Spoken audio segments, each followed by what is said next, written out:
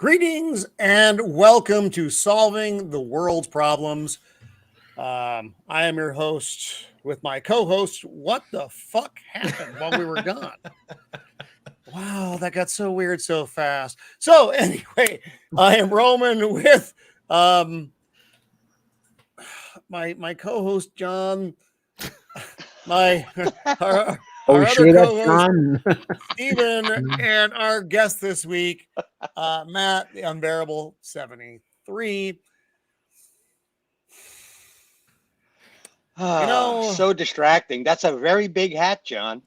I'm glad you're wearing your feather in your cap, of course.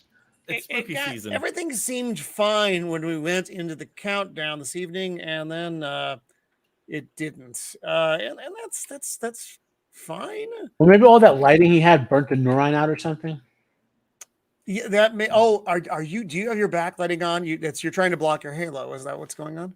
Because you were luminescent. It's Literally no. So you can see the light under the rim of your hat now. I'm just gonna take it. I'm gonna take it as it comes, and that's okay. That's okay. That's it's quite heavenly, actually. It's spiritually. When you move your head, you remind me of Tom Petty in that music video. well played, Alice Matt. in Wonderland one. Yeah. Oh wow. So we have Corey, Cajun Corey's out there right now, Jacob Ironside, and Jay the Deep Minded. Thanks for joining us this evening, folks. We always do appreciate it. I know today is a little bit weird, and I want to talk about that briefly. So today, Queen Elizabeth II passed. We're Americans. We don't have a monarch. But it's important to acknowledge the importance of Queen Elizabeth II. She was a very top-notch ruler in a time of lesser so folk. Remember, she's been on the throne, had to be a way to say that, since the 1950s until now. Wow. She has seen many a change in the world, and she was always very much above the fray of the common politics, which unfortunately our system is definitely not. We look back over who's been president while she was queen, and we have quite a cast of characters. Some of them very good, some of them, well, less so. But I think it's fair to say that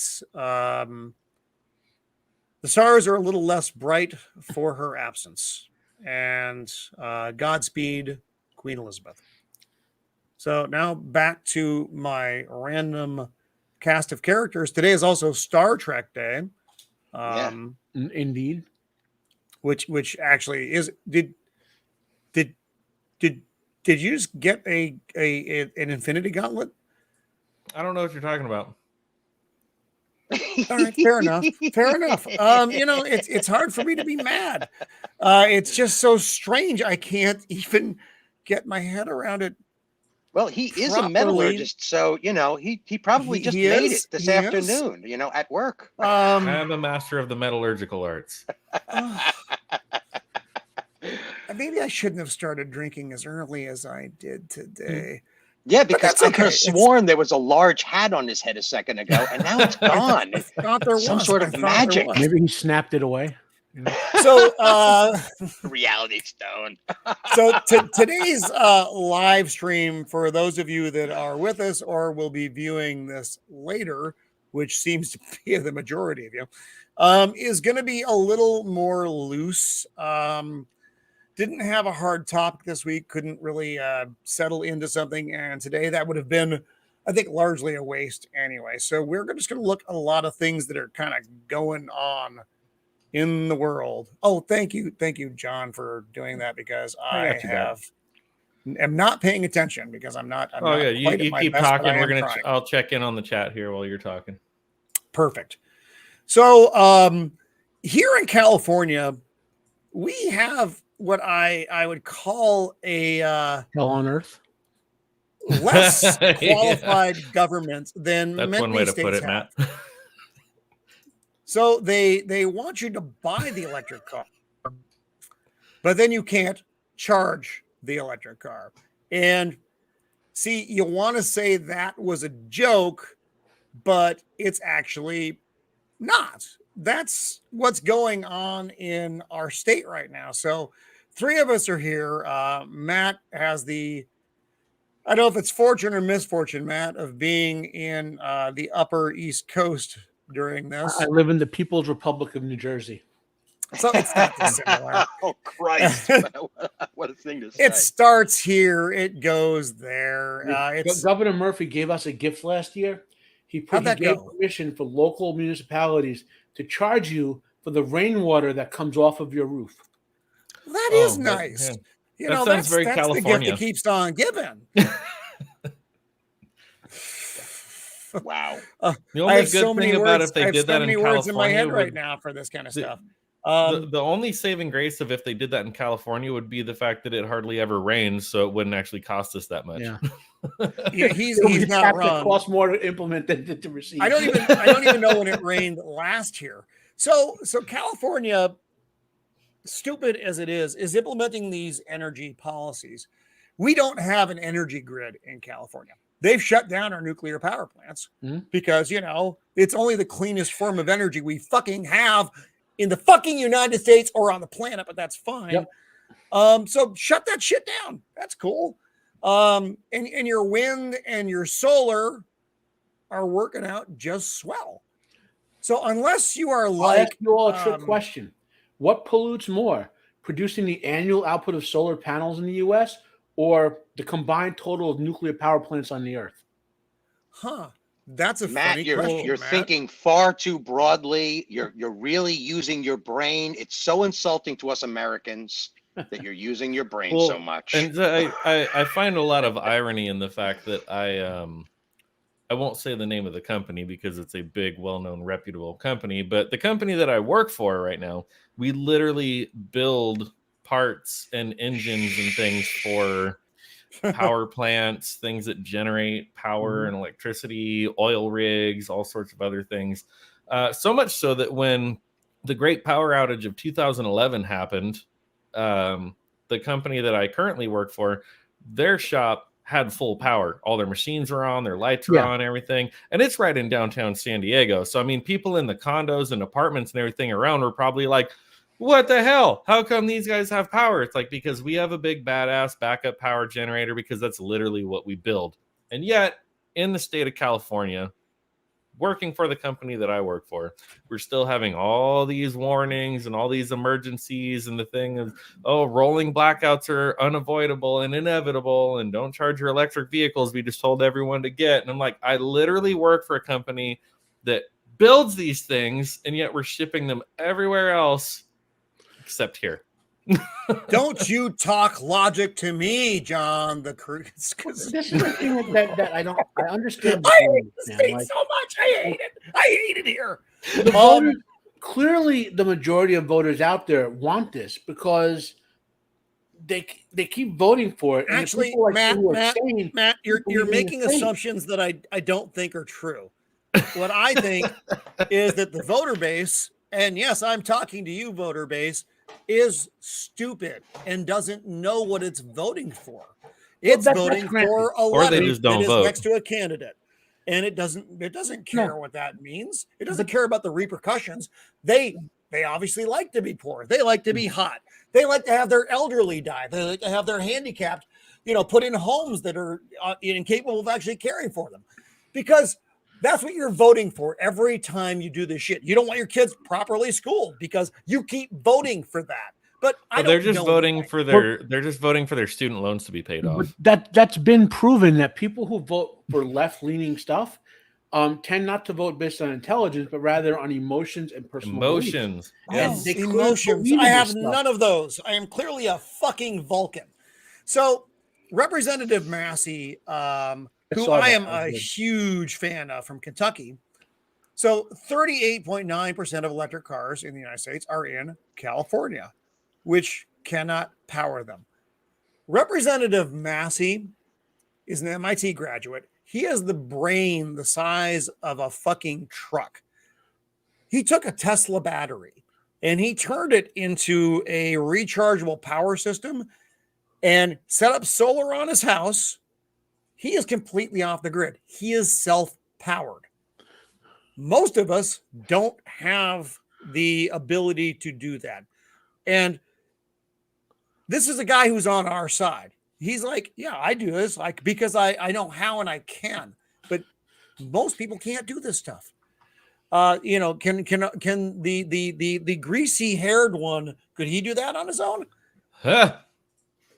I suspect he can't iron a shirt without fucking burning his balls. That's what I suspect. Well, I feel like I may be wrong. we shouldn't be drilling in other countries for oil. We should just be mining Gavin Newsom's hair for oil, and that would solve all That's our not even. I'm sorry if it sounds like a rant, guys, but I gotta express it. Okay, those stupid freaking environmentalists. Like back in the 70s, we were set to convert to nuclear power. The way France, it's the only smart thing France ever did. 75 to 80% nuclear power. Had we done that, like in the West, like do what France did, we not only would be not having to mine all our own oil and gas and whatever, we wouldn't be. Trillions of dollars wouldn't have been sent to the Middle East that would have funded terrorism and all this other horrible stuff. This war in the Ukraine, that's happening because of we don't have nuclear power. The entire thing is over gas lines because Russia and Ukraine are like us. They have this tremendous amount of natural gas, and the pipelines to Europe run through the Ukraine and other former Soviet republics. And Ukraine was like, Russia, we want a big amount of money if you want to pipe your gas through these pipelines. And Russia was like, no, we'll build one over here. But then the other country was like too unstable or whatever. Had Europe gone nuclear, like they could be saying to Russia and Ukraine, take your natural gas and shove it where the sun don't shine. If I'm not mistaken, and I may be because I often am, John will tell you that. very often. And because remember, John and I are not just YouTube partners; we're actually friends in the real world. So he gets to experience. Hey, easy all using the that word horrible partners parts in the of state my of life. California. Smooch. Kiss the fourth Um, wall, gentlemen. Kiss that fourth wall. So Don't make me pull the picture You up. completely derailed my fucking thought, you asshole. I was doing so well. I was getting ready to launch. Speaking of that picture, It's the Oh ball my fan. God, I It's the have ball the fan. The ball power. fan is making its nightly debut. Fan of What the the empire. so today was I I gonna- decided to have a hamburger for dinner, as you may have noticed in my I saw chat. that. Yes, I did see that. And while getting my hamburger, I kind of tripped over a case of books and looked in the top and found Rachel Ray's hamburger book, right? And why is this important? Because this is the one where she's on the back Oops. I'm sorry. What just in a happened? mini Damn. skirt. There we go. Oh, hello, Okay. burgers. Yeah. So this is my favorite cookbook, like ever. Rachel Ray's strategically placed burgers. Yes. Do you want to bite? Nope, Nope, it's still gone. Whatever the fuck I was going to talk on is just fucking gone. You know, I just to keep it in the vein of electric, and I've been doing research on this since the whole electric question began, which is like mid 90s. I've been, big reader of, Scientific America and, scientific journals and such You're like that. clearly a climate enthusiast. No, I'm not even speaking on it on that level. That there are dozens of alternate electrical generation technologies that have not even been explored. And Whoa, sir! I'm not going to let you talk about this. Don't get, please hit them all, Stephen. Hit them all because they are all not those. The climate enthusiasts are largely insane people who get fixated on certain things, solar and wind. That's great. Well, I'll give you It'd another be one. great if they actually fucking worked, but they don't fucking work. Well, solar They works cannot to a power point. everything up. Like if you have solar Steven. on your house, it's a good thing. You know what I Right. mean? right. Yeah. It's a good thing if you can fucking power your house, but that's not what most people do. Most people are just dumping it back into a grid. And so if the power goes out for your fucking area, you don't have power still. 75% of our You're in the dark electricity- like everybody else is. like you. Unlike Representative Massey, who can actually power his house. Yeah. Wait a second. 75% of Rant of electricity the is empire industrial just or entered the commercial. theater. I apologize. Okay. So Stephen, Go ahead, Stephen, Matt. No, go, Matt. Go ahead. No, Go ahead, no, Matt. So 70, you work in a plant that uses a lot of power. You should know that, John. 75% of electricity is industrial or commercial, and that includes medical stuff, right? So it's 24-hour-a-day power, not like power in your home where most of it's going to be during the day, so you need little cheapo batteries. The batteries you would need to sustain the 24-hour and industrial, plus the higher voltages that industrial take and all that, are so toxic that you couldn't live within a mile of them. They'd have to be big. There'll be battery farms the size of small cities just to feed other cities. And if one of them leaked, there'd be horrible toxic waste cleanups. But hey, let's make more solar panels because clearly that will work. If you turn they're recycling those, right, Matt? The solar panels and the blades, that's all getting recycled, right? They're made of glass. The batteries are what you can't recycle. They're not recycling anything. Nope, they're burying them in the ground. It costs too much to recycle your solar panels. Well, they'll tell you they're recyclable, but they get a nickel's worth of fucking metal out of those. That's another statistic out there, Well, I mean, I think I'm just going to mention one single technology that I read about in the mid-90s, and this is from Toyota Manufacturing. Okay, this was a sheet of plastic that, when water sheared across it, produced 1.5 volts per yard, just from water running over the surface of it. I've never heard about this technology ever again. I don't know where this technology went. That sounds dangerous. Already Steven. 30 years old. Here's the thing. There are a lot of ways you could generate electricity.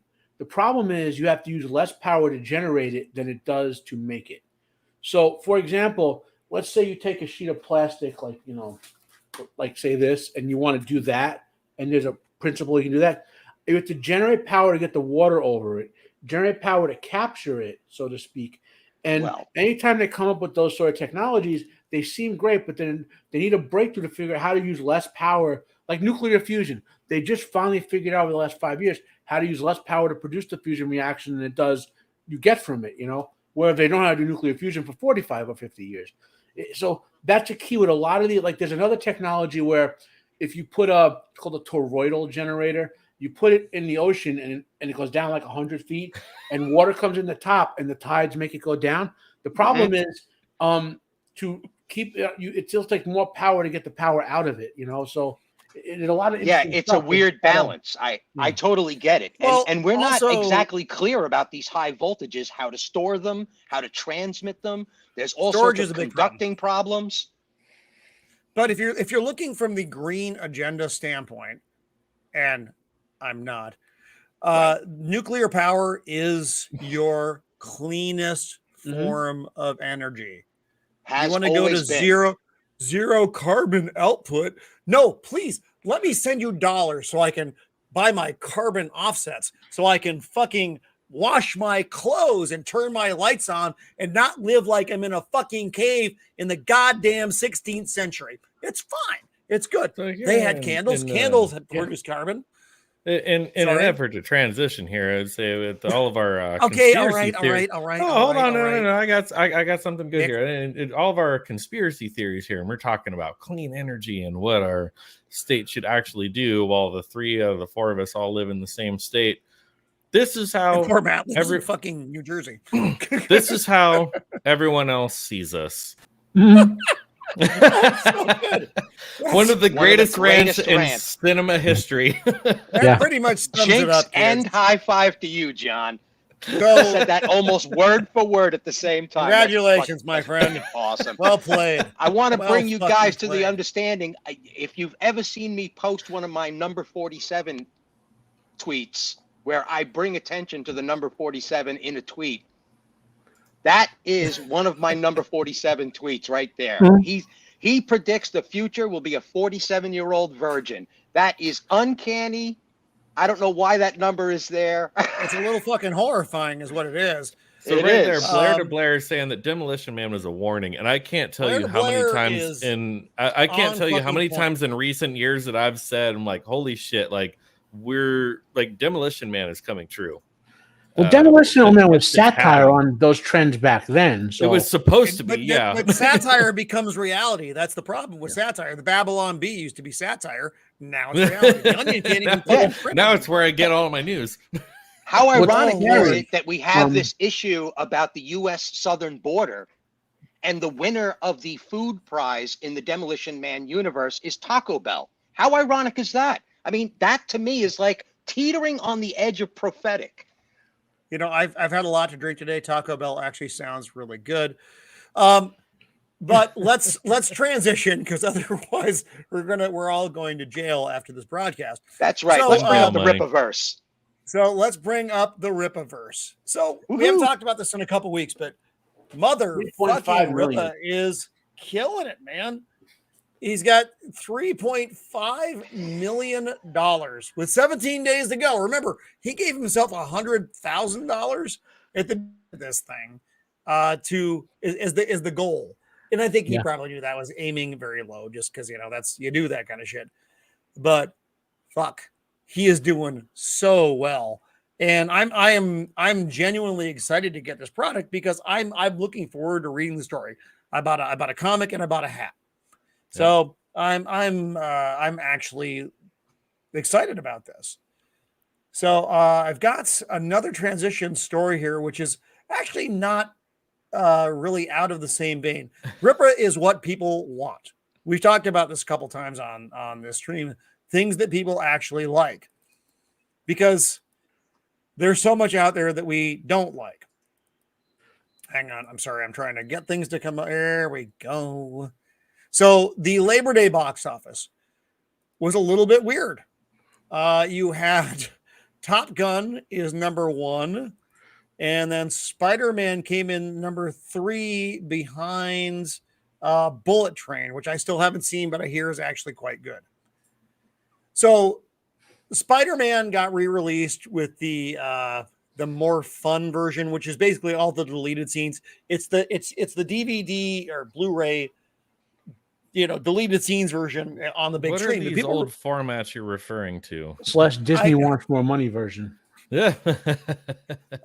Remember, this is a Sony product. This isn't a Disney product. Disney makes with money on the it cooperation too. of Disney. Yeah. It was They like only a make co-op. 25%. So, but at this point, Disney making 25% off Sony is more than Disney's making off their regular products.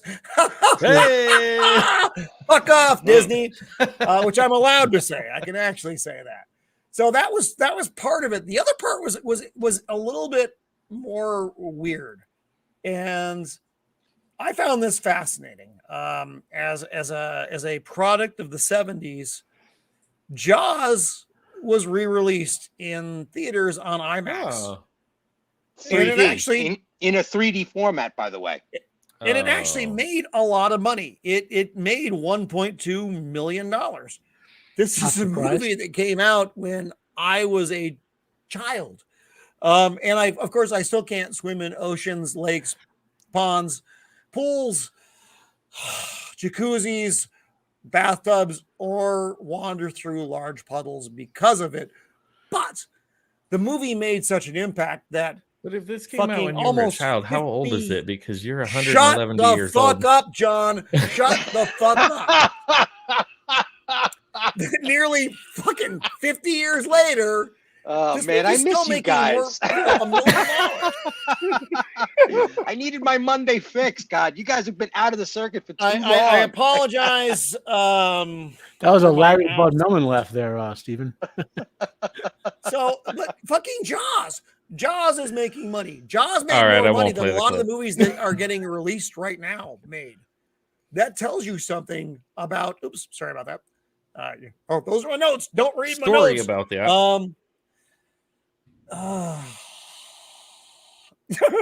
Thank you. Today is my 111th birthday. So then he would have been basically 60 years old in 75. You know, it was a fine right. time for me. I was still a young man. You know, Well, he was a piece of shit then, and he's a piece of shit now.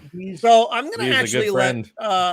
let John drive the next little bit here, because John needs to drive the next little bit here. With these Because- movies being released, it comes down to the fact that they know that this garbage they're producing, no one wants to watch, so they go get a classic out of it, you know, and put it in the theater. No, You know, and you're another right. Yeah, point that's a is smart theater move. I think that we're going to see a lot more of this re-release to cinema because so many films are being released directly to a streaming service. It would be an absolute pleasure for some father or mother or family caretaker to take the kids and the whole family to go see a vintage classic on screen. Yes, they should do this 100%. with Miracle on 34th Street. They should do this with It's a Wonderful Life. They should do this with anything and everything they can get their hands on. Good movies in big theaters with lots of seats. That's not even my point. People to fucking come. You've got these brick and mortar locations that need to sell popcorn and tickets. The only way to get that done is to bring in the big heavy hitters and sell them. So you mean Thor: Love and Thunder isn't cutting that? I'm just saying, when I grew up, there was a movie house across the street that reran movies from the 50s, 60s, and 70s, and our parents would drop us off and watch those things. Well, New York has theaters like that have a certain type of movie that they play in their theater. And they have like a row of movie houses that play these kind of things. You want to see a kung fu movie, you can go see a fucking kung fu movie. You want to see a horror movie, you can go see a horror movie. You want to see guys that look like John freaking doing each other, you can see that too. But what the fuck? Yeah, Brokeback Blue Collar. Oh, it used to be the worst movie ever. It can always be like this. No, it could not. I wish I could quit you. Movies back in theaters before home video and all that, Oh boy, we are on fire tonight, boys. We're on fire. I'm sorry. I apologize for literally everything I've said for the last, let's call it 28 minutes and 14 seconds, according to the clock. You guys have hit your house himself to arrest you for like police violations. I know they're coming. I know they're coming, but and that's all I have to say about that.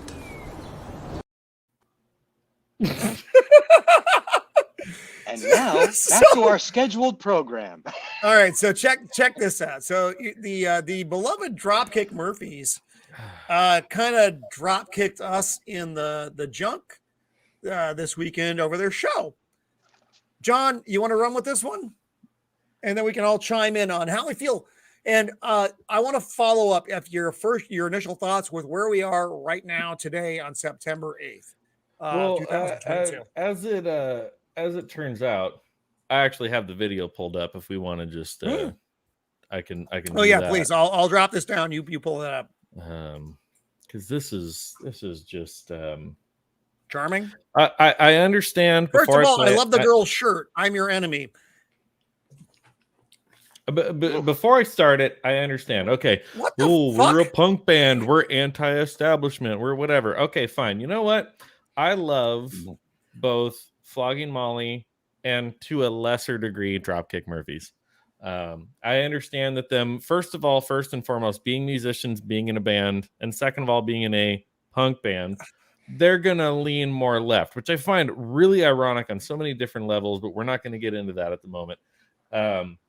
But he goes off on this whole rant about, well, if you call yourself a patriot, basically the short story is, if you call yourself a patriot, but if you those effing hats that these swindlers are selling at their even effing before fair, that, then you're part of the problem.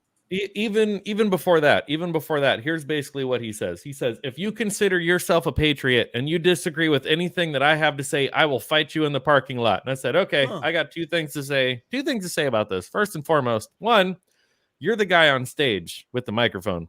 If somebody actually says, I'll fight you, you will have security remove that person from the concert so fast that their head will spin.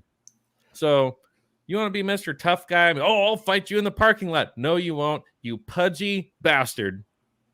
Second of all, I don't need to listen to one goddamn word you have to say about what the rest of us are actually dealing with in terms of, well, you know what? Let's just I gotta make sure I actually shared the audio. What the fuck, dude? I gotta make sure I shared the audio. One fucking job with this thing. You know what? Oh, you know what? Chastise him after his section, Roman. Give him a section. Tell me if you can hear this. If you were part of a union Okay. or working class people who were allowed to build a better life in the middle class in America, you fucking listen to us. What? Fuck you. Because if you're out there buying those fucking hats that these swindlers are selling at that fucking fair, I'm sorry, kids, I know there's kids here, then you're part of the problem, and I'll tell you why. Because you're being duped by the greatest swindler in the history of the world. You're being duped by a bunch of grifters and billionaires who don't give a shit about you or your family. They care about their fucking tax breaks and the money they can put in their pocket. If you consider yourself a patriot and you're spouting off that election denying shit, I will fight your ass outside if you want to. Wake the fuck up! My 20-year-old self would have beat the shit out of him and his bodyguard. The billionaires, they don't give a shit. Thank you for listening. So if I'm not mistaken, No. Ken Casey is does he have a disability? Does he have a learning disability? He might. He's from is Boston, he- so I mean, He's liberal. That's a learning disability. Is he maybe slightly retarded? I he's think from the Boston. real question here is, how does he know that there are so many children in the audience, and why are there so many children in the audience? These are all good questions, my friend. I These are also all good want to questions. say, And Ken you know- Casey, you brought this upon yourself, you stupid retarded. you know, fuck. That's right. first and foremost, right off the bat, right away, and he's like, if you have the opportunity to work for a union and make a better life for yourself, I'm like, maybe it's just me, but I work for a company that is union, but it's thank God it's an open shop where the union membership is not mandatory. I think this is just me spouting off about this, that living in the great state of California, I think enough money comes out of my paycheck as it is that I don't really feel like I need to join the union and have more money come out of my paycheck. I do think there was a time where unions had their place. I think that there was agree a with that. time I agree where with there were not enough Mhm. laws in place that protected the workers, whatever. Now we have these really cool, convenient things called state laws and labor laws and whatever. What does and that mean, John? What does it mean? we're working for the company that I work for currently. I get all the same medical benefits, health benefits, retirement benefits, paid time off benefits, working benefits, employee benefits. I get all the same everything. How can that be? I don't believe Whether you. I pay into the union or not, I get all the same benefits. And yet, I still have all my coworkers go, well, you should still buy into the union because, you know, when it comes time to vote on stuff and, you know, it helps to swing a bigger dick and whatever and this and that and the other. And I'm like, I don't give a fuck. I don't care, because all of the benefits that you're offering me are comparable to every other company that I've ever worked for that has not been union. You're not offering anything. Yep. I'm like, you're not offering anything special. You're not offering me anything that I can't go down the road and get. The only thing you're maybe offering me is maybe a little bit better pay for a job that's really boring and really easy. But here we have this guy on stage who's like, I'll fight your ass in the parking lot. Oh, you know, we're working class people. We're whatever. It's like, fuck you, Dropkick Murphys, and fuck you, Ken Casey. You are not a fucking working class guy. You are touring the world, doing what you want to do. You're playing music. Someone else sets up your stage. Someone else sets up your instruments. Hey, John, someone else sound checks stage? your instruments. Like somebody does every step of the way for you. All you got to do is you're backstage and they say, "Hey, it's time to go up on stage." You slam a beer, you walk out on stage, He and puts you tell down his everyone hot how to think dogs and vote. and you know, his 7 hot dogs and goes out on stage. Man, You know, there's a meme here that I think we're all missing. I think we need Will Smith to attend a Dropkick concert and just be, get your politics out your blue ass mouth. Yes. And drop kick them as opposed to bitch slap. So, John, when I'm looking at bands, you know what my favorite type of political band is? What's that? The one that doesn't tell you what their fucking politics are. What? They're out there? Yeah, they are. Now, every now and then, like John, what's one of your favorite artists? Let me think here. Let me try to figure out who it is. Journey. Bruce Bernstein? No, that's not it. Oh, Bruce Springsteen. Turnpike. Bruce Springsteen, Monica whom you Lewinsky? love so much. What about the other one? Neil something. Nungus. Neil Oldman? Nungus. Neil Longhair? Rhymes with Pung. Oh, Neil Young. Neil Dung. Ah! Well played, my friend. So, how do you feel about those guys? Same fucking way. You know what? You're a fucking stage monkey. Dance monkey dance. You're there to fucking entertain me. You're not there to tell me how to live my fucking life. And it's always been part of the music. Okay, that's cool. But that's here's what I have to say about that. Just so people understand. If you're an artist and your poem or your song or your book has politics in it, I'm fine with that because that's you expressing your artistic belief and giving to me in that format. I don't want to hear you spout off about on the stage about I don't care. Yes, I just don't exactly get that. You know, Matt has 100% right. Your music may have the message in it, but that's you exactly actually barking at me like some fucking little dog does not help me to enjoy what you're doing. Yeah, and that's my thing. So I compared the two because obviously between the two bands, Dropkick Murphys and Flogging Molly are two of the biggest Irish punk, Celtic punk, whatever you want to call them, something. Both bands are obviously Democrats. They're obviously left leaning. I totally get it. I've been to Flogging.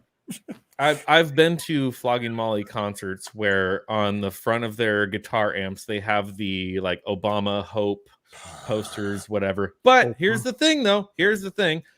They didn't say one fucking word about it in between their songs. They have the image on stage. I'm fine with it. I don't care. I didn't like Obama. I'm not mad at it. But at the end of the day, I go to a Flogging Molly show. They might have some imagery up there that I'm kind of like, oh, okay, I know who they voted for. That's fine. I don't care. But I went to a Flogging Molly show. They played their songs, which also politically driven, but it's written into the lyrics. It's written into the art. It's written into the music. Not once ever. And I've seen Flogging Molly many, many, many times. I've never been lectured or preached at during a Flogging Molly show. Dropkick Murphys, I've always considered, in my personal opinion, sort of like a secondhand, like they're sort of a punk band that they're trying to cash in on the Celtic punk, the Irish punk thing a little bit, but they're a bunch of douchebags from Boston that wanted to like throw in some bagpipes and banjo and say, oh yeah, we're Irish and whatever. And so this, of all things, I'm like, fuck you guys. Your music is not as good. Your shows are not as good. Flogging Molly shares the same politics, but they don't fucking preach at me when I go to their concerts, which are expensive. Concerts are expensive right now. If I go to your show, I'm paying money to hear you sing, goddammit, not fucking preach at me. So every year, since the mysterious illness of unknown origins hit, Dropkick Murphys has done a live show on YouTube for free. And it's so that you will donate to their causes. Funny thing, Dropkick Murphys, now that you've done this, the chances of me donating to your fucking causes has gone down to 0. I would donate $20. That ain't a lot to a lot of people, but I'm on a fucking fixed income. $20 to me is a pretty decent amount of money. So I'm not giving you that money anymore because you told me not to. You told me, fuck off. All right, that's fine. Yep. I will fuck off and you fuck off too. Yeah. Yeah. This is the problem that they don't understand about the other side of this fence, this other side of this fence that is getting a larger and larger population by the day. We take your words seriously. When you tell us to do something, we obediently understand that this is a democratic society, and we are capitalists, and we buy what we choose, and you have made a choice for us. Oh, thank you. You've uncomplicated my existence by telling me to never have to listen to you ever again. It's like they don't get that. They just don't understand that we will just back off. Well, no, what they do is they're calling us ists and phobes. Like you'll find that the show, like what was it? What was the infamous the Ghostbusters 2015 or whatever it was. Oh, with the 2016. director yeah. said, I'm not making this for you guys. Well, we didn't want Oh, to. we're won't not watch going. it then, Right. fine. Oh, well done. Now, You- now don't you- complain that we didn't show up. Well, that's because blah blah blah. You're You a this and a told that us and a whatever. And not. yeah. to come. So we Yeah, didn't. no, you didn't tell us not to come. You told us it wasn't made for us. Jay the Deep Minded. That's a funny question. So yeah, So- Jay the Deep Minded. That's the funny thing is that they think by supporting the side that they're supporting, they think they're still being anti-establishment. They are the when really establishment. They are you're part of the still- machine. As long as you're supporting any government agency, you're supporting the man, part of the machine. The part of being anti-establishment is that you wanted total anarchy. You wanted no government. You wanted no rule. If you support one or the other, Republican, Democrat, liberal, conservative, you are not anti-establishment. You are for one or the other. Anti-establishment is legit anarchy. And nobody actually wants that either. Johnny Well, there are a Rotten couple, is you know, a Sex Pistols, peculiar whatever, example you know. here. Johnny Linden now. Johnny Rotten, famously of the Sex Pistols, he's not a liberal. What? No, he's not. He He's like an may, I mean, in his ultra-libertarian. youth, he may have had leanings, but he's one of the folks. I'm going to talk about Bill Maher for a very brief amount of time. Oh, Lord. I hated Bill Maher for a long time, As we do. but eventually. Bill Maher has been talking things recently that he knows we don't agree on a lot of things. But he also knows that we, in our modern environment, which I won't speak too deeply of, we do agree on things. We agree that, certain liberties, and there was this document that was written some time ago. Oh, I was there. Was it on 3,000 years parchment? ago. It may have been. There may have been some signature on it, which, oddly enough, funny year that was. Weird. Apparently, that doesn't mean anything. Well, Mar's problem is one, he's stupid, and two, I would normally agree with you on that, Matt, but he is still definitely left. I mean, no, I'm not saying the left part of it. He's legitimately said that, example, the Kyle Rittenhouse scenario, for example, like he believed what they said on the mainstream media. He didn't go watch any of the actual videotapes ever, or the Catholic kids. Remember that one? The ball cap. He never watched any of the actual. He just believed what they said on the media about him. He says that's what he did. He watches the news and gets his information that way. And Joe Rogan called him on that one time, But the thing is, he's stupid, but also he had a big case of Trump derangement syndrome. So you combine that problem and we get the problem we get for the last years with him. It's really hard to say what anybody's opinion is in this kind of landscape. I will say that Bill Maher has been intelligent enough to survive this long. Well, And he's also that's been not he's also an been easy intelligent thing to enough to do. talk about other things now. Things in Because he knows context. how to make money as a comedian. I mean, That's right. He's That's but not a he's dumb not being thing. funny when he talks about these things. His audience doesn't like it when he talks about these things. He's not hitting them. he does. And I'm not stand-up watching or Bill whatever. Maher. I'm watching the clips of Bill You know. Maher because I don't give a fuck what he largely says. But I just find it interesting that he is concerned about a lot of the same things that we are. Yes. From a classic liberal standpoint. Classic liberals do have a different look at things. They do. Than the modern liberal mindset. But Well, I am neither, so I can't really speak to them except as an observer, like a scientist. Well, I not would to never toot my call Maher own a horn. classic liberal, ever. Not, I would say not to he's toot a my left of center person, not a hardcore leftist, a wokeista, whatever you want to say. He was always left of center, Yeah, like he's always been fairly rational. Yeah. Well, he claims. All right. I, All right. but Well, not to toot my horn, not to toot my horn too much on this, but I actually did construction work for Bill Maher and met him personally and asked him a few questions when he was right around the time that he was being attacked about some statements he made about Stan Lee and comic book fans. I don't know if anybody remembers that period in time. I don't remember that. It wasn't that long ago. It's about maybe about 2 years ago or so. And he was genuinely paranoid to say anything anymore. He was really having a difficult time even taking a stance on things that he thought were just throwaway jokes, because he openly told me that the environment had become so inflamed that there was no way to joke about either side.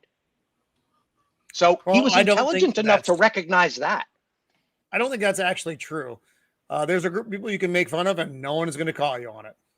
Yeah, but his fans would call him on it for even making jokes about a party that he should be totally ignoring. You know what I mean? Like there's this flip-flop of logic in the whole thing where you really can't please anybody, especially his own fans. I mean, Bill Burr and and all have make plenty of time making jokes about people, and they're doing fine. You know, I mean, so I think Mars, one of those people on the left who thought he had all these people who were like his lefty buddies, who were really these woke Marxist people, and now they went so far left. He's like, well, I can't quite go there, and now they're against him and saying he's part of the alt right or whatever. And he's like, wait a minute, this sounds a little crazy, but he still has Trump derangement syndrome. So everything sounds crazy now. That's the problem.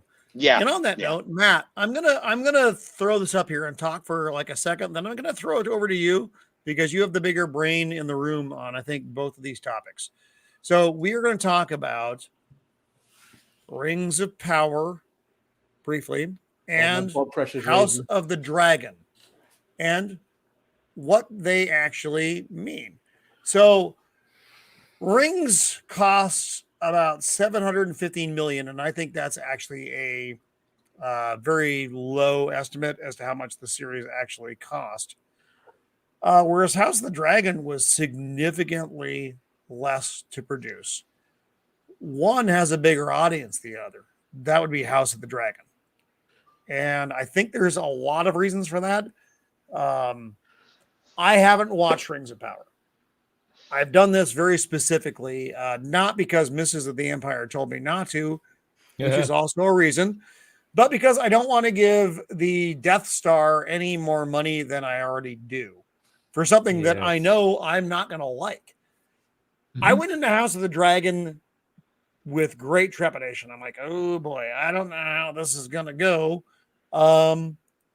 And episode 1, I thought was pretty good. And they've actually, from episode to episode, I thought they have gotten better. I love Matt Smith in this show. Most of the cast, I think, is very good. King Viserys, I feel the actor is good at acting. His look is not very good. I think like I said, he looks like a 70s rocker, which in some scenarios would have been fine. And this one, I think Targaryen should be more angular and almost elf looking, but that's based on what I know from the original, words are hard. From Game of Thrones. And quite honestly, the way all the other Targaryens look, except for him, who's got his salt and pepper beard like me. So he's me. If you put white hair on me, no one wants to see me as a Targaryen. Yeah. But I still enjoy the show a lot, though. I think it's a fun freaking show. I like the intrigue, the political games, all that stuff. Rings of Power, I can't talk on, but Matt, I know you've been watching this, and give us your insight on this stuff, please. Okay, so let's again. So I'll say this first thing up front.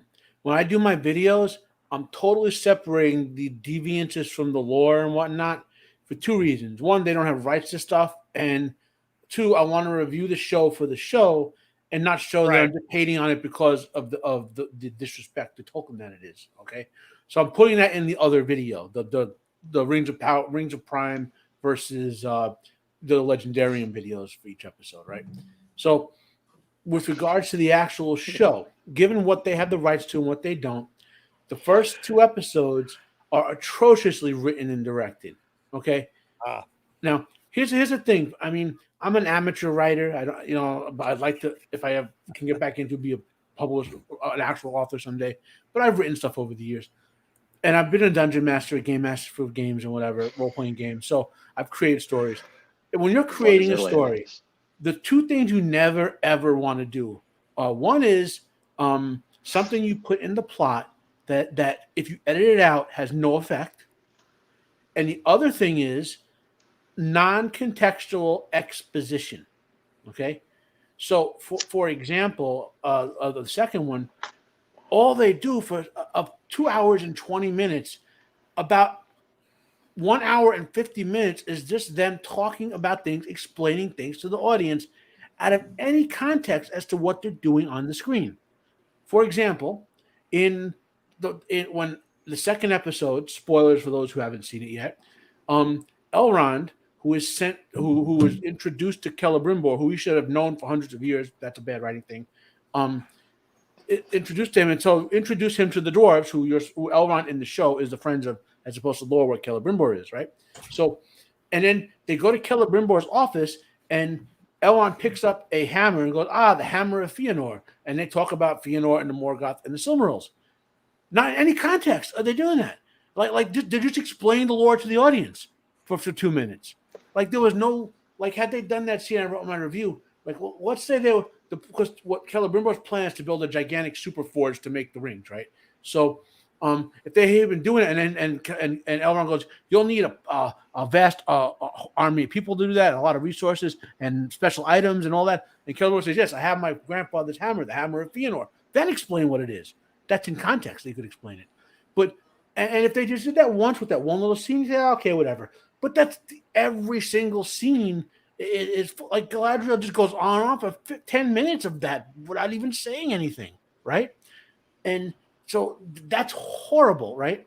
And then here's another thing. The first thing I said, putting something in it has no effect on the plot, right? So Galadriel spent 17 minutes explaining the first age to everyone and why the elves went to war and all that, right? Now that's not what's in the lore, and Amazon actually has the rights to the real story, right? Do you know when you got the real story? In that non-contextual exchange between Elrond and Celebrimbor about Fëanor, Morgoth, and the Silmarils. That's what caused all that. If you're going to put that in there in 2 minutes by Elrond and Celebrimbor, why spend 15 minutes with Galadriel explaining the other thing? Like, why have both origins in there? You know, because honestly, one is being told to a woman, of course. Yeah. Well, well, they're all women in the way they're acting, but it's all well. Those pointies. Point of view, or here I'll give you another example with the Harfoots, whatever they're calling them in the show. Harfucks. Right? That scene with Meteor Man should have been the first time you saw a Harfoot, right? Then because that's the story of the Harfeet is the interaction with Meteor Man and this migration they keep talking about. But they don't do anything in any of the Harfeet scenes for the migration or for Meteor Man. Make that the point of view of telling, and then have another scene where Sadak comes out and he's telling the young Harfeet, okay, we have to migrate every 3 seasons for this reason, and explain to the children that in context explains to the audience. Do something with your scenes, not just have people putting up a tent for no apparent reason that we ever see on the camera, So that's structurally, those 2 episodes are very boring, and then they fill it with a hilariously bad combat scene with Xena Ladriel, Elf Warrior Princess. Now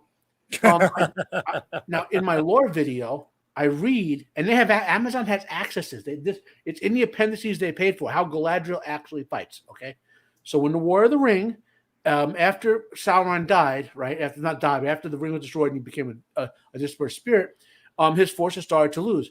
So Celeborn and Galadriel led the forces out of Lothlorien to beat his local armies, right? Which was centered in Dol Guldur.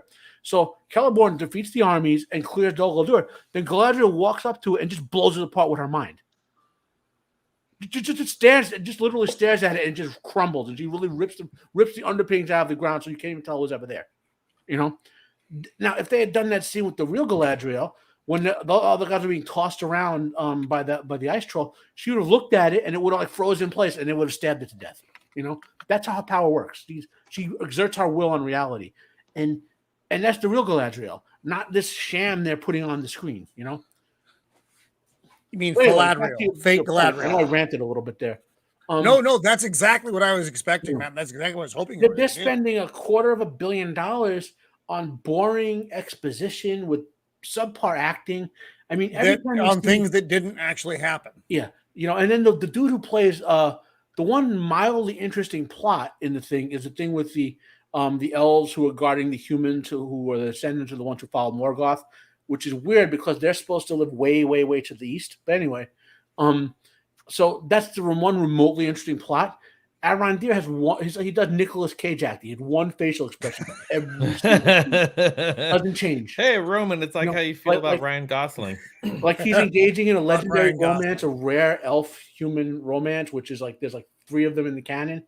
And it's not because they're forbidden. It's because by sort of design, elves and humans just don't find each other attractive. Like because of it's built into them. Eru made it that way so they wouldn't have any sort of like mortals marrying immortals, But it rarely happens, right? And anyway, although it happens. So Arondir and Bronwyn have a rare legendary romance. He's standing there with his Nicolas Cage same face while she's pouring her heart out. Yo, babe.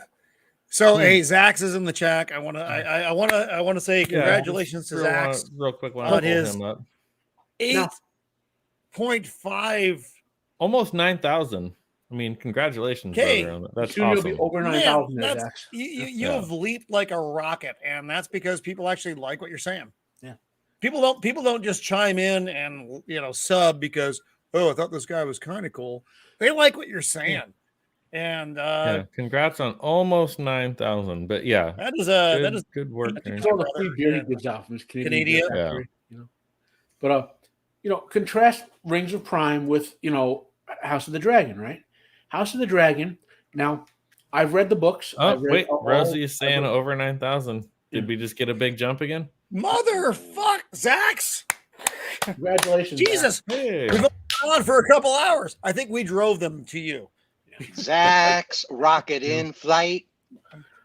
So I've read every Martin book, not just the Song of Ice and Fire stuff, right? Over the years. Well, not almost everyone. And no, you're putting in the work too, though. It's not just luck, brother. No. We've seen luck. Yeah. We're not going to talk about that right now, though. Making videos. But no, Zax, congratulations, man. Like you're putting in the work, you're doing the thing, but it's more than luck, man. One of the many of us who is using his power for good instead of evil. Yeah. John, I'm talking to you. What the fuck, Dad? I'm sorry, son. Watch out, he'll snap you out of existence there, Roman. You have the power now. You know what? Just for that. What? What are you doing? God damn it. What's wrong with that? Though I could stare at that all day. That is the ball fan. Blowing it's literally on on nuts. right now. It's saving lives, specifically this one. Because your crotch is our concern. It's 111 degrees out here in the garage, and there's a good chance I may actually pass. So it's the same as your age. It's exactly the same as my age. Today is my 111th birthday. I want to hate him, but I can't because he's my son. So, House of Dragons, Matt. So nice segue, Stephen. Dragons, right? Good segue, very smooth. Yeah. So they're going into. So it's a soap opera. It's not an actual adaptation of the material. People need to understand that, right? The actual material is much more. Daemon is a much more nuanced character in the books. The only scene, for example, in the first episode you see of Daemon and Viserys' actual relationship is the one scene at the end where Daemon goes off on him. But in reality, the reason Viserys was an effective king, because they did dramatically age them up and cut the storylines and end up doing time jumps, was because Daemon had his back. When the treasury was out of kilter, Daemon became the in charge of the treasury.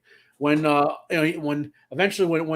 city was out of order, he started the gold cloaks and got for 2 years getting it in order. He's a cool guy. Daemon's a cool guy. But he also backs his brother, and Daemon understands as a lord he has an obligation to protect the small folk. He actually believes that, right? So he has his good and his bad points, right? He's a nuanced character. The only time you get that on the screen is either when Matt Smith is acting it or in that one dialogue in the first episode or a little bit in the second episode, right? I think Damon is actually the protagonist of the series. And Well, I may be wrong. So can I But spoil it for you? I've Are you seen, okay with that?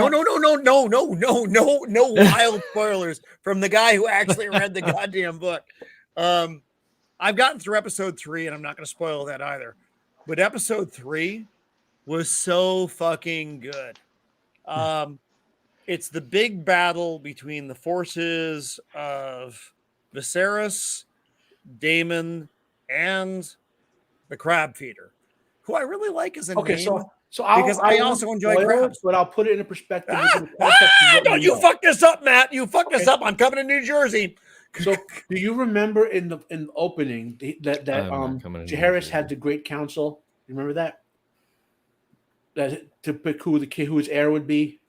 Yes. Yeah. Yes. Okay. Yeah. So the reason he had to do that was because all of his heirs that were good, the ones who were eligible, basically died. They were killed. Right. So we had one son left who's a Meister who's ineligible to be the ruler, because when you become a Meister, you forfeit all that stuff, right? So his son who's a Meister says, okay, look, all your possible heirs suck. Damon's not a possible heir because he would come after Viserys, right? So it has to be a first so he says, call the Great Council and let them pick from the heirs, and you'll get the least worst out of it, basically, right? So the change in the show, if you watch my review, I mentioned this, was Rhaenyra was automatic. She didn't even make the final vote because women aren't even considered to be inheritors in Westeros. Right. Okay? The person who actually was in the final vote with Viserys was her son, what's his name? It starts with an L. I don't fucking remember either. Eros, whatever. Okay, he was a baby, and Viserys was older, so that's ultimately why they picked Viserys with the two choices, right? So they're making a feminist change to make Rhaena having been the heir, the other choice, and therefore rejected as a woman. Rhaenyra rejected as a woman when she was never an heir either. So Matt, one of my big problems is it's not the show. Actually, I know there's a feminist message in there, but it's not browbeating with the sledgehammer. Well, the problem is if you watch the fucking after shows where it's the talk, the actors are telling you things that are not in the show, and they're telling them to you. And if I actually watched that shit, I would fucking hate the show.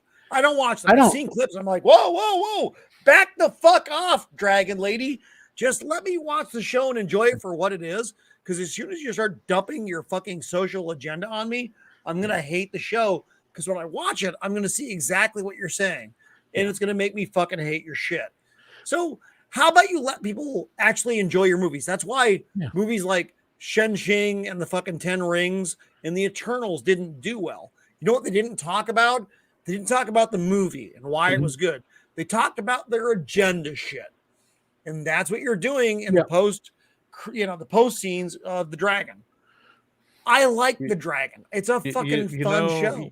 Well, you know why you didn't like that movie is because you're a cisgendered, racist white male.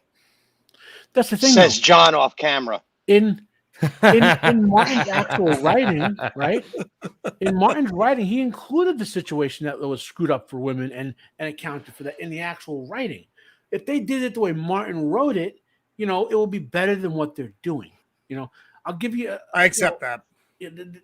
So I mean, look at the example. That was the manners. I apologize for that. That's kind of like the thing. Like if the author does it better and expressing your same sort of left-wing viewpoint, and the author Martin's a left-wing writer to begin with, so express it his way. But House of the Dragon is working because one, there's very little of like expositional dialogue or scenes that you don't need in there. If anything, they're skipping too much from my point of view. Now I get why they're doing that, and I can't tell you why because you don't want to be spoiled. I know. Don't spoil it. Do not spoil us, man. I don't want to go to the fucking East Coast. I don't like the East Coast. I don't want to go to the East Coast. So all I'm going to say is the East Coast, man. I know what they want to get to, and I know why they want to get to it. I just wish they would like this War in the Stepstones. To me, would have been a good first season. And no, John, you've got to show that photograph that Jacob. I You gotta really bring was like, that up. I don't know if I should or not, but You show well, it, here get we it out of go. the way. Motherfucker! Who did that? Why would you do that? Oh my God. Yeah, he's just not thin enough or sleek enough to be considered a dragon person. He's looking a little pudgy, Oh actually. my It's- God, that is one of the worst things I've ever seen. Oh no. Well done, Jacob. Thank you, Jacob. Oh, oh, that hurts, brother. That hurts. That hurts. So look Oh, at that's fucked even up. looking at what House of the Dragon. They hired I can't remember his first name, Mr. Toussaint, to play Corlys Valeron, who is literally the second most important character in the show, in a sense, right?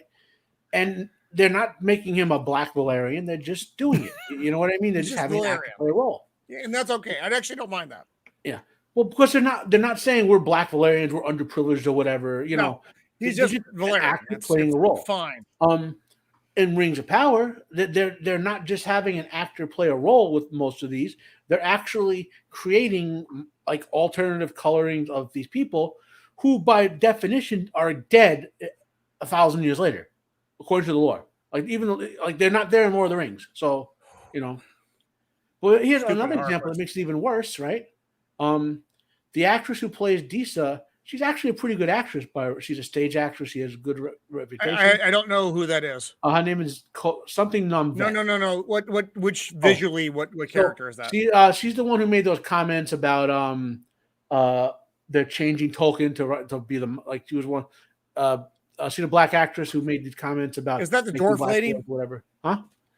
The dwarf lady. Yeah, dwarf lady. Well, Okay, let's that's all I just need real to say. quick say Zax is taking off. Actually, He's our getting time ready. is running short Yeah, right it is now. He's prepping for his stream, which I know Roman has to set up for. So, Zax, thanks Yeah, for dropping actually, in, man. I know you got some prep for your stream, and I need congratulations to, on your almost 9,000 subs. But awesome, thank you so Fucking much for amazing. dropping in, man. Good to see That you. is fucking Always good to amazing. have you. So yeah, the time is nigh, my friends. I need to leave. Yeah, this you're has gonna been melt in your garage. I know. I am probably going to melt. How my hot garage. is it in your garage right now? I'd have to get We're up not- and take a temperature check. We're not going to talk What's about that, Sergeant Stephen? Rock before you go? Come on, I Roman. know. I don't have time to talk about Sergeant Rock. We'll have to try to get to that maybe on Monday. I know. I'm sorry. I got a stream jump right now, so I got to go over to the other one. I apologize for that, my friends. Okay. This was good. You know what? For a non-themed based stream, this was a lot of fun tonight. We got to bounce from thing to thing to thing. We're all going to get investigated within the next 3 weeks. That'll be a hoot. Again? We can do a stream about that. Yeah, well, that's just like your opinion, man. I know. Matt, I appreciate your giant brain on this stuff. There's no one else who can do your analysis, and I really appreciate that. It's just I know other cover people, these but thank you topics so well. Yeah. John, your music stuff tonight. Thank you for bringing the Dropkick Murphys. Fuck off! Fuck the fuck off! Just shut up and play music. That's all you have to do. Just shut up and play Exactly. music. Write your politics into your music, but don't fucking preach at me in between your songs. I paid to hear you play music. That's right. You're called don't know how you Dropkick, paid not us. Lockstep. You do what you're told, Lockstep pleb. Murphy. The Lockstep Murphys. Yeah, because Jesus Christ, why don't you put on some black Lord. uniforms and march across the stage? Why don't you? Oh, Oh, it's just an armband. It's just some papers. It's just some. It's just fuck the fuck off. All right, everyone. Well, thank you for bearing with us. John, you got anything you want to talk about real fast? Nope. You I got got nothing some for stuff Monday, to do you? talk You about. I literally got have nothing nothing for you. Monday, do you? You have nothing for I'm Monday. completely putting you on the spot by saying right. nope. Stephen, what do you got? Saturday on PJ Maybe's channel, which you can find on YouTube, we're going to be having another lovely Saturday afternoon chat. In Britain, it's going to be afternoon. Britain, it's going to be evening. It's but 8 over o'clock here at in the night. States, it's going to be about midday to mid-afternoon, Pacific and Central. But PJ's not going to be there, and Jim, the Jim the Viking, is going to be in charge. So bring your God help kegs, us all. bring your refillable beer cups. We are going to have a Viking Let's Talk Geeky. So it should be a blast. Bring yourselves down there. That's PJ Maybe's channel on YouTube. Well done, my friend. Thank you, sir. Matt. So I have an Biggest ongoing brain in the reviews room. of Rings of Prime and House of the Dragon. I want to get back to watching Stranger Things. Hopefully, catch up by the time season 5 comes out. I mean, I want more stuff like book reviews and whatever, but what I have time for, which is not much in real life, you know. So me and my new book girlfriend Rachel Ray will be making videos.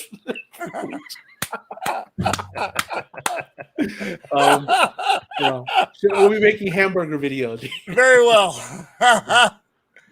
You know. All right. Well, thank you all. Certainly my panel members tonight, John and Steven and Matt. This was a lot of fun tonight. Thank you for bearing with me through most of this because you know how I am. It's And great to thank see you smiling and laughing, Roman. You had I'm a very great drunk time right tonight. now, It's which is really also great to see it. probably a caveat, but I'm going to say it Well, anyway. you know, And you're a piece of shit then, and you're a piece of shit now. piece of shit now, But you're a good friend. Yeah. And Glad thank you're you to doing the okay, chat for hanging out with us tonight. There's a lot of way you can spend your Thursday night. You chose to spend it with us, and we do appreciate that. So this has been Solving the World's Problems with this dumb fuck, John. I'm never good at this. John, Steven, and Matt. Thank you for tuning in this week, and we'll be live again next Monday for sure on Mixtape Mondays. It'll probably be fucking weird, not gonna lie, but No that's idea what's okay. happening, but we're gonna do something. So peace out, everyone. Don't do anything too fucked up. That's right. And don't